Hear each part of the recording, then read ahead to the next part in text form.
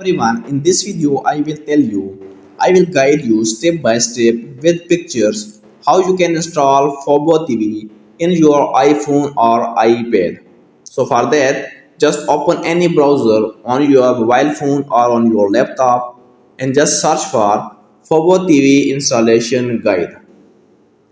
So when you search this, scroll down and here you can see how do I install fubo app. The first website, fubo help center.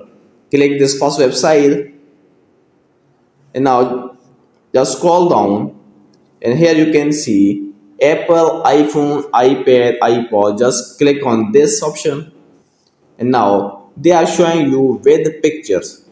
They are very easy for you now. Just follow these steps with pictures. First of all, open the app store.